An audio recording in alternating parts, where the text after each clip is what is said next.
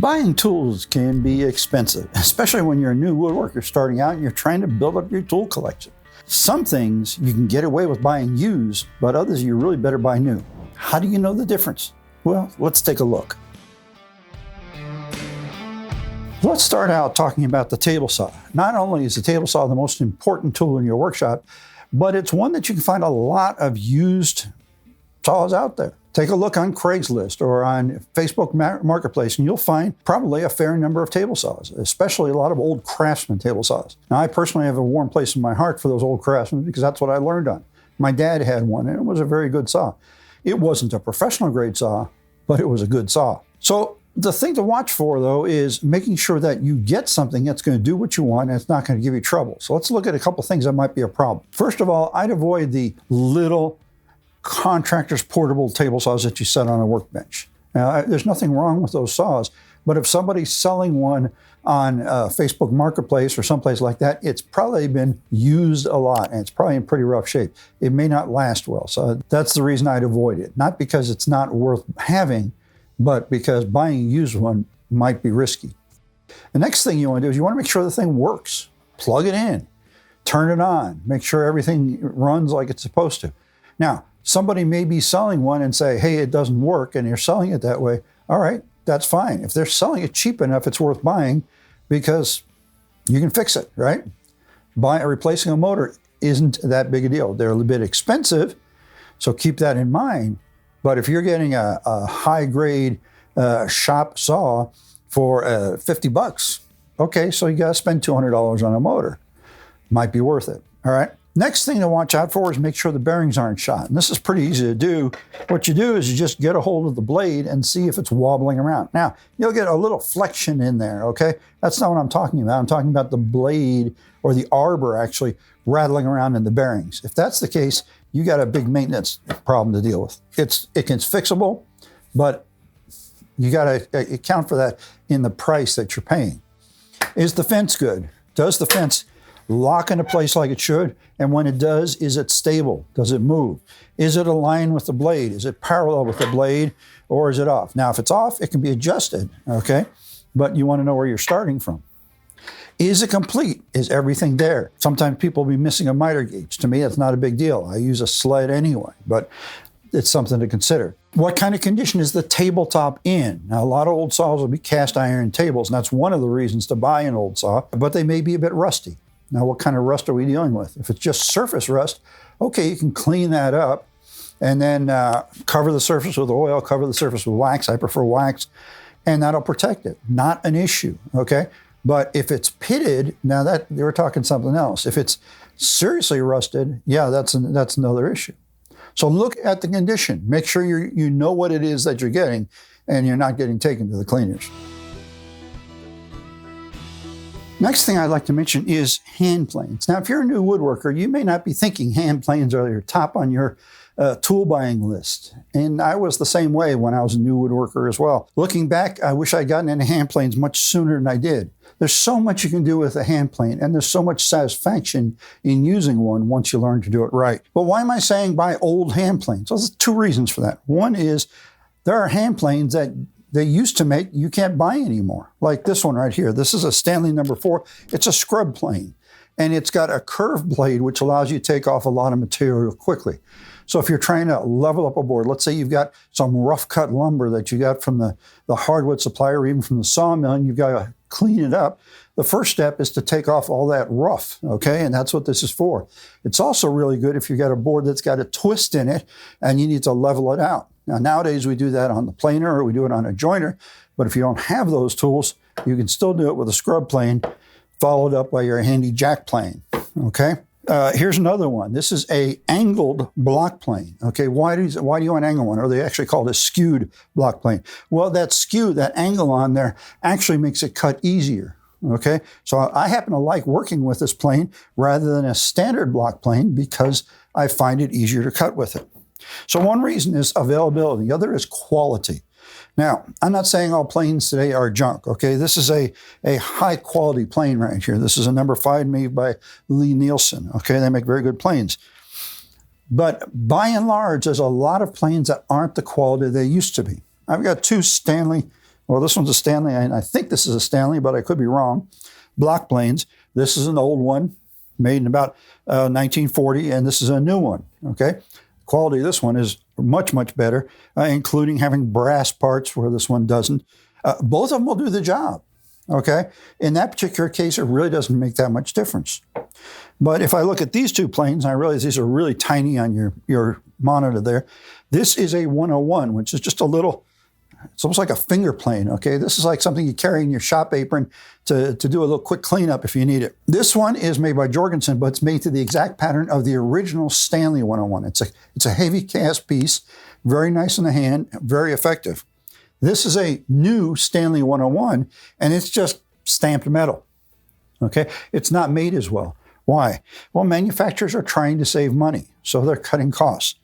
Here's a relatively new Stanley number 4, okay, or a variant of the number 4. It's actually I think it's a 12-4 or something like that. I don't know, they changed their numbers, okay, but basically a number 4, which is a smoothing plane, probably the most common plane around. But this is not made anywhere near as well as this old Stanley number 5 jack plane, okay? They're really the only difference between the two is this one should be longer than this one, but this is a better made plane. So when you're looking at these old planes, yeah, you might have to clean a little rust off of them, and you might have to maybe revarnish the tote, okay? But really, you're getting a better quality tool. And these are the types of tools that you pass on through the generations anyway. So why not get the old ones and get something nice that's a bit of heritage that can become a little bit of legacy for your family. Next up on my list is the radial arm saw. Now, I know there's a lot of woodworkers out there who are afraid of radial arm saws and say that they're dangerous. I get it, okay? I've owned this radial arm saw for over 40 years, and I bought it used, and I've yet to injure myself on it. Now, I will say I've had a couple scares on it early on before I learned how to use it safely. So like any other tool, you have to learn how to use it safely. But I think the radial arm saw is a very useful tool in the shop. Maybe that's because I've had one for so long. But there's some things you can do with a radial arm saw that are more difficult to do on a miter saw or a table saw. One of the key ones is doing dado cutting. When you do a dado cut with a dado stack on a table saw, you're doing it blind. It's cutting the underside of the board where you can't see it. When you do it on a radial arm saw, the blade's up here, it's above your work. You're doing it where you can see what you're working on. So there are some things that I really like a radial arm saw for. Now, I would never recommend ripping on a radial arm saw, okay? I've done it. That's one of your areas that gets really dangerous, so avoid that one, okay? The other thing to avoid danger is make sure you get a blade that's designed for radial arm saws. The hook on the teeth has got to have a negative rake. Otherwise, it'll pull through your wood too quickly, okay? You can control that, but it's you're better off having the right sort of blade. So why do I say buy radial arm saws used? Well, mostly because you can't hardly find a radial arm saw anywhere, all right? There are some manufacturers that are making them, but it's pretty rare, and the ones that are being made are commercial units, so we're talking high dollar. But you can buy a used radial arm saw, especially these Craftsmans, although there's a fair number of DeWalts and Deltas out there as well, for $50 or $100, and you've got a good saw that, based on my own experience, I'd say will last you for years. The next tool I'd like to mention as one that's really worth buying used is the bandsaw. Now, there's nothing wrong with buying a new bandsaw, okay? Here, I'm talking about you getting more bang for your buck. Now, this bandsaw, which I have, is a low-dollar bandsaw. It's got a 10-inch wheel, okay? And it was a Christmas present from my wife a few years back. It's a 10-inch wheel, which determines a lot of things for you. One is the amount of space you're going to have here, what's called the throat, which affects the largest pieces you can cut. And it also ends up ultimately affecting the thickness of the material. I can resaw wood here up to 6 inches maximum in height, whereas if I had the next larger size, which is a 14-inch, I could probably resaw, say, a 1x8, okay? Maybe even a 1x10. I'm not exactly sure what the spec is there. So the real thing here is that you can get a bigger bandsaw for the same amount of money. This is about a $350 bandsaw. A 14-inch bandsaw typically runs new somewhere in the $1,300 to $1,500 range. Okay, used, you can get it for the same price my wife paid for this. More bang for the buck. Okay, so what do you need to be concerned with when looking at a used bandsaw. It's just a couple things, really. Number one is the tire. The tire is this rubber thing that goes around the wheel that the blade rides on, okay? Those are replaceable, but it may be bad. Second thing is bearings. Now, bearings do go out eventually in bandsaws, but again, they're replaceable. So you want to check and see how much slop there is in the bearings. Of course, you want to make sure it runs. And then the other thing you want to check on is your blade guides, okay? There will be either bearings like this one has, or just like pieces of metal that sit on the side, and there's one in the back that guide the blade. It's above the blade and below the blade. Again, those are replaceable, but you need to know if you're going to have to replace them. So given that those are okay and it actually turns on and runs, a $350 or $400 or even $300 used bandsaw is going to be a really great deal. This is one you may or may not decide you need, and that's the drill press. Now, I know a lot of woodworkers that don't have a drill press, and that's fine. They do everything with a hand drill. I have a drill press. I like working with the drill press for the precision it gives me. If you're trying to get a lot of holes and you're trying to get them perpendicular to the surface or the face of your boards, drill press is going to make it a whole lot easier. Now, drill presses aren't a horribly expensive tool to start with, but again, you can save yourself money by buying a used one. This particular drill press is considered a bench mount, but it's a really big bench mount, and the stand I've got it on is really low, okay? There are bench mounts, there are little bench mounts, big bench mounts, there's floor mounts, there's all kinds of them. They vary in size. Again, it depends on you and what you need. But here's a place to save some money, and you can find used drill presses. I've seen a number of them. Generally speaking, they're the smaller benchtop models, which for most of us is plenty, okay? I actually bought this one because I was working on some bigger things where I needed a little more power. Now, there's really not much that can go wrong with the drill press. There's some bearings in there, there's a motor, but if it turns on and it goes round and round, you're probably okay. Now, if the chuck falls off, don't worry about that, okay? That's literally a tapered fitting. You can just jam it back in, okay? You might want to clean it up, remove any rust, and then jam it back in. But I've never seen the bearings go out in a drill press head. I've never seen really anything go wrong with one. So they're a pretty long life tool, which is nice if you're going to try and buy a used one. Next thing I recommend buying whenever you can used is clamps. You know, the old saying, you never have enough clamps. Well, it's true. And maybe, just maybe for the work I do, I've got enough clamps. Of course, if I did larger furniture, I wouldn't have enough. So why do I say clamps? Well, because you need so darn many of them. And individually, clamps aren't horribly expensive. But when you start buying a bunch of them, yeah, you're talking some real money. The nice thing is clamps are one of those things you can find at garage sales and estate sales. When somebody who was a woodworker, even just a do-it-yourself or passes away, there'll often be some bunch of clamps for sale, and they'll be dirt cheap. So it's a great way to build up your clamp selection. And really without spending a lot of money, because used clamps don't go for all that much. You spend $5 instead of $25. To me, that's worth spending. The last thing on my buy it used list is a sawmill. Now, maybe a sawmill isn't in your future. I don't own one. I've never owned one. There have been a few times I thought about it, but the price has scared me away, okay? And not only is there a price an issue, but they take up a lot of space. Not just for the sawmill, but your log pile and all the sawdust you create. And then you have someplace to dry all of that wood too.